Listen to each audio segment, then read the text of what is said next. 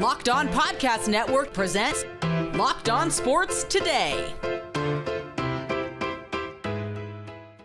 Houston and Oklahoma City blessed us with an insane double overtime NBA opening night clash. Also, the LeBron-less Lakers faced off against the Warriors, and Dak Prescott is absolutely cooking. But will it amount to anything this season?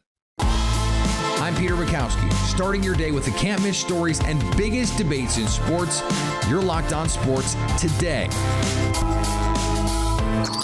Searching all major sports. Found. Let's start with the biggest story. It was a John Wick return for the NBA. Yeah, I'm thinking they're back. A 125-124 thriller in Oklahoma City on banner night. The new look Houston Rockets went toe-to-toe with the defending champs, coming up just a little bit short. Ironically, Kevin Durant brought for these big moments to take and make game-winning shots. He fouled out in the second overtime, unable to take that last second shot that could have given the Rockets the win. Jackson Gatlin from Locked On Rockets joins me now. And Jackson, this felt like a playoff game. It had that sort of intensity, had that sort of physicality.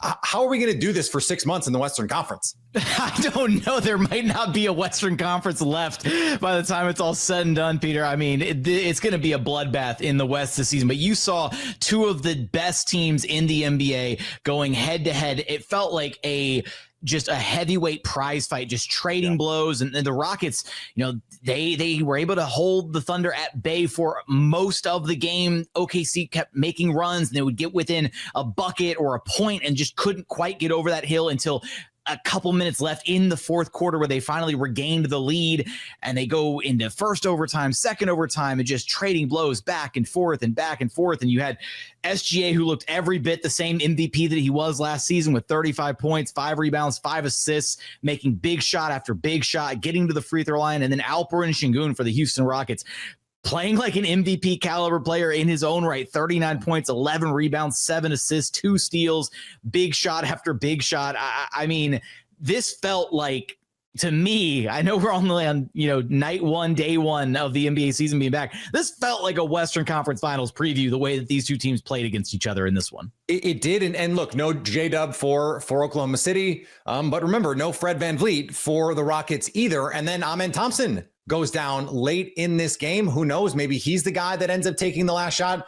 How his defense might have changed, because it was in the fourth quarter, Jackson, that SGA really lit up. Only just 5 points at halftime. And it felt like the Rockets had control of this game until the fourth, when SGA basically just said, remember, I'm the MVP. I'm that dude. And he took this game over. Yeah, SGA, give him credit where credit is due. He found a way to start manipulating the Rockets defense and getting to the spots on the floor that he wanted to get to, knocking down shots, facilitating, setting teammates up when he needed to, drawing fouls. He was doing everything that we know that he's capable of as the MVP that he was, the clean sweep MVP from last season, walking away with all 3 awards.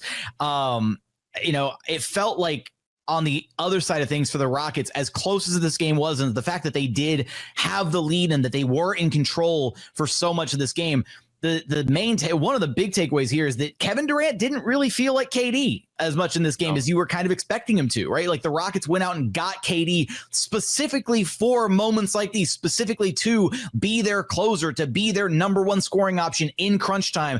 And time again in this game, Kevin Durant either was unable to get anything going late in the clock or late in these, late in regulation, late in either of the overtime periods, but also at times looking a little passive, looking, either, stationed off in the corner, waiting for a play to develop. And unfortunately, with this Rockets team, with the lack of a true primary ball handler because of no Fred VanVleet due to his injury, and the rest of the, guys being so young, with Alperen Sengun and Amen Thompson and Reed Shepherd all still so very young in their respective careers, this should have been a moment where you saw Kevin Durant take the reins and really try and bring this one home and force the issue. And, he had a really clutch and one there, late in the second overtime period, but it just felt few and far between in the moments where it felt like Kevin Durant really could have made his mark on this game.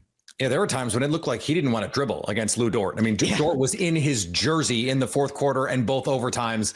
Is this just something you think Ime Udoka and this group is going to have to work through? Like, hey, these are going to be our go-to sets in these moments. This is because there was the one play, the pick and roll with with Kevin Durant and Alperen Şengün. They got a great look out of it. And it's like, did they run that more than once in overtime? It didn't seem like that was happening. And so this could just be, right, the young team that with some new pieces trying to figure this all out in real time, going up against the defending champs. Yeah, did they run that Alperen Şengün, Kevin Durant pick and roll more than once the whole game? Like, it really felt like they didn't get much two-man action between their two best players, which you would think would be, maybe weird. The bread and butter of this Rockets offense in the absence, especially of Fred VanVleet. But no, look, I think that I don't usually subscribe to moral victories, that kind of nonsense. But I think if you're the Rockets, yes, you're upset that you didn't find a way to win this game as close as you were, as in control as you were for so much of this game, as much basketball as we got. We got 2 extra periods of basketball out of this one. But I do think there's a lot to like about this. And yeah, there's absolutely going to be growing pains when you swap out and 3/5 of your starting lineup for brand new guys, and you lose your floor general, and new guys are younger guys are taking on bigger responsibilities, and you're integrating a top 10 player like Kevin Durant. There's going to be hiccups. There's going to be growing pains. There's going to be moments where even in this game, you can maybe look at, the passiveness from Kevin Durant, less so about him, not being able to take things over, and more just him trying to empower Alperen Şengün, who was playing out of his mind in this game and hit big shot after big shot in his own right to keep the Rockets in this game, or to extend a lead, or to, maintain control of things. And so I think that this will be something that they work out, as the season progresses, and they work on their chemistry, and, things start to eventually click with these guys out there. But, I feel like if you're a Rockets fan and you watch this game, if you're a basketball fan, you got to walk away thinking that this Rockets team did a number on this Thunder team. And it took every ounce of this of talent from this Thunder team to be able to walk away with the win in this one. Stay up to date all year on the Houston Rockets by subscribing to Locked On Sports Today and Locked On Rockets on your favorite podcast app. Your Locked On Sports Today. Coming up, the Warriors took on the Lakers on opening night. Before we get to that, the NHL's back-to-back champs are off to a bit of a slow start. And the NFL season is here, and FanDuel is making sure you're ready for the weekend with a can't-miss offer. Right now, new customers can bet just $5, and if your bet wins, you'll get $300 in bonus bets to use across the app. I love using FanDuel because it fits how I like to bet in the moment. Player props, building a same-game parlay, or even jumping in live as the action unfolds. It's quick, it's easy, and the best way to add a little more energy to Sunday. So are you ready to play? Download the FanDuel app now by visiting FanDuel.com to get started. That's FanDuel.com to place your first $5 bet.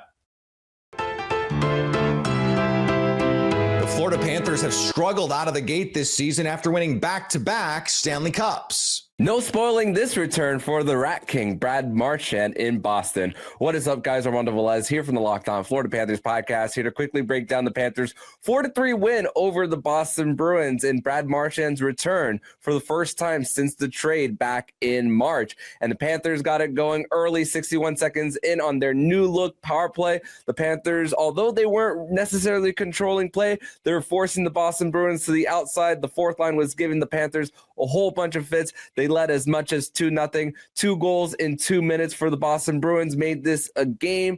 And although the Panthers struck back with the lead thanks to Eetu Luostarinen, Boston responded with the extra attacker.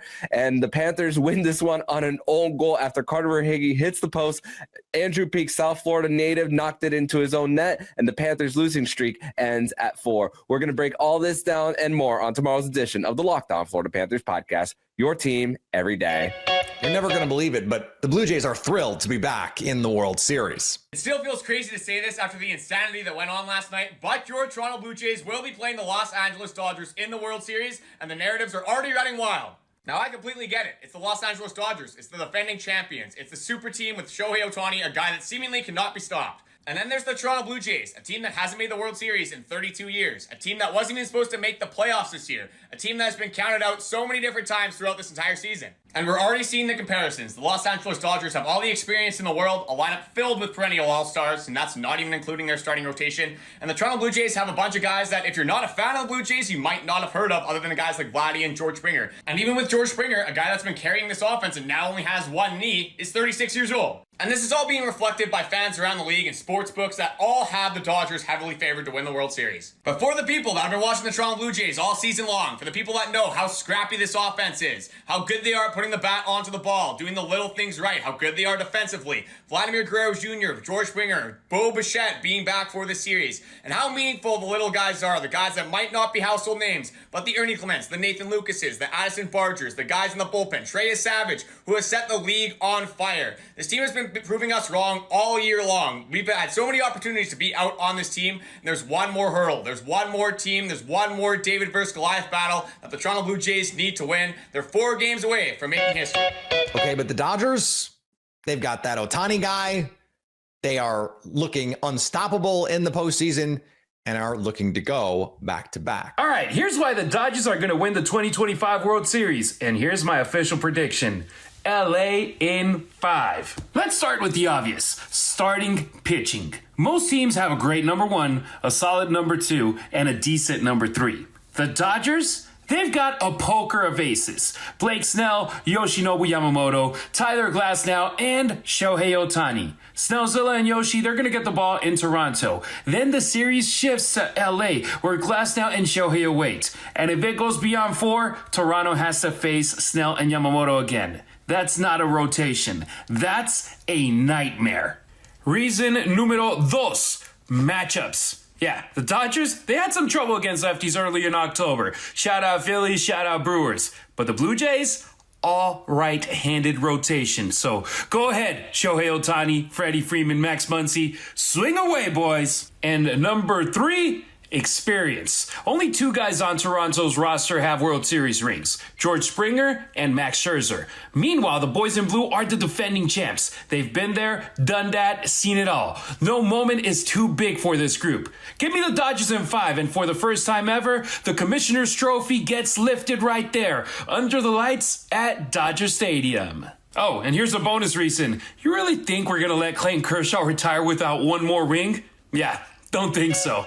Steph Curry, Jimmy Butler, and the Warriors got off to a hot start and pushed past LA without LeBron James on opening night. Locked On Warriors host Charlie Walter breaks down the dub for Dub Nation. But let's start with the fact that the Warriors win it by 10 and Jimmy Butler leads the way pretty much from start to finish. 31 points, 5 rebounds, 4 assists. Got to the line 16 times. So for those of you that were saying, watching the Oklahoma City Houston game, going to double OT, pulling out your hair saying, damn it, I'm not downloading Peacock. I just want to watch this game. Quit going to the line, Shay. Quit going to the line, foul merchant. Jimmy has done quite a good job of getting the charity stripe and did an amazing job today of knocking down all 16. I mean, that's impressive. Welcome to the show, Kolsky. Welcome to the season. Thanks, buddy. I'm so happy we're finally here. God, it feels like it took forever. Maybe I am a Jimmy homer because I've been a Jimmy Butler guy since he was the last pick of the first round for the Chicago Bulls so many years ago. But I feel like he's up to less shenanigans drawing those fouls than a lot of these dudes. I'm not going to name any other names, but he just kind of creates contact, pump fakes, and guys foul him. He gets hit. I don't see a lot of these free throw attempts where I'm thinking, boy, Jimmy really got over on him there. Like he's playing a game that is creating contact, and it's the stable force thing for me. That's what those free throws represent. In the moments when the Warriors start to get out of control, they always had Steph Curry, but the thing about Steph is like there's a chaos to what he does, right? A Curry flurry is the greatest thing in the world, but it's not exactly slowing the game down and reining it in. So finally, the Warriors have this incredible stabilizing force that more often than not, if things are getting a little out of control, you can give Jimmy the ball and he will get to the line and likely hit those free throws. It is such an incredible gift to have. And I think especially if, Kuminga plays like he did tonight and takes some of the, defending the best wing and running the offense off of Jimmy's plate. that's going to just make it that much easier for Jimmy to give you what he gave you tonight offensively. Because I think down the stretch last year, it got to be a lot to ask of an older guy, having Jimmy as sort of a lead defender and a lead offensive player. But boy, the Kuminga part, 9 rebounds, 6 assists, and 2 turnovers. We'll do a deep dive. We will, but those are the numbers we should look at right away for Kuminga every night, because those are the things that Steve Kerr is looking at. And if he gets 9 rebounds, 6 assists, and 2 turnovers, he's going to play 30 minutes a night, period. Yeah, and he looked physical tonight. Jimmy, always physical. He's strong as a freaking ox, man. Ooh. And he's getting paid a lot of money to be one of the faces of this league. We assume that he's not, because, the Locked On list came out and he was, 29th on our list, 29th best player in the league. You cannot tell me after a performance like tonight, and he doesn't do this every night. If he had this kind of outing every single night, he wouldn't be 29th. But he picks his spots. But when he puts up performances like he did tonight, you can't tell me he's not one of the 15, 20 best players in this entire league, and a dude that should be flirting with an all-star appearance this year. Like, he's still got it. He's so smart, sets hard screens. His hands are everywhere. I'd love to see the deflections chart. It just seems like he's always in the right spots. He always makes the right pass. He's sitting there waiting for Curry to back cut. Curry back cuts. He finds him with a perfect bounce pass. He just does the right things consistently every single day, man. He had 1 turnover and 4 assists and 31 points. Good God. He really played an awesome game. The sort of game, and don't think Jimmy isn't thinking of this, but the sort of game in a season opener where literally everybody watching goes, okay, so that's why you give up all those assets and pay him all that money. Like, that's why right there. He showed it to you. And like you said, he's not going to show it to you 80 times this year, but you hope that he shows it at the right times and enough of the time to put this team in a position it wants to be in at the end of the season. And man, pretty much everybody you would have wanted to make a statement tonight did. Stay up to date all year on the Golden State Warriors by subscribing to Locked On Sports Today and Locked On Warriors on YouTube or your favorite podcast app. Coming up, the Cowboys might be wasting Dak Prescott and the offense. Dak Prescott and the Cowboys offense has been playing extremely well to start the season, yet Dallas is sitting at 500, 7 games into this year. Locked On NFL host Tyler Rowland and Luke Braun discuss whether or not Dallas can escape the middle of the league and become a legitimate contender in the NFC East. And listen, I know, like I said, the defense is bad, but that offense is so good, and there aren't a lot of good teams in the NFL, in my opinion. I think the Dallas Cowboys have enough on offense, and Dak Prescott is playing at such a high level that the Cowboys can absolutely make some noise, whether it be a playoff win, making the playoffs, all that. I think the Cowboys are a good team. It's hard for me to get there because when your defense is that consistently bad, it leaves no margin for error, right? Like I would say for the Cowboys to get hot, you need to get something more out of what they already are, because right now they're too inconsistent. But what more can you ask from Dak Prescott in that offense? Not much, Nothing more. right? Like, you're getting what is possible from them. You're getting something horrible from the defense. So for the Cowboys to truly get hot in that right moment and become that sort of sneaky wild card team that makes a run, the defense needs to get better. Do we see that happen? This is the 2024 Bengals all over again. The Cowboys are wildly fun. Dak Prescott is playing like Joe Burrow did last year. This is MVP caliber football, all pro football. And he doesn't have Jamar Chase and T. Higgins. In fact, CeeDee Lamb has been hurt, and George Pickens is just amazing. And Dak is playing the best football we've seen him play. And remember, in 2023, he was the MVP at Christmas. It took a late season push for him and, non-push for him to get that award.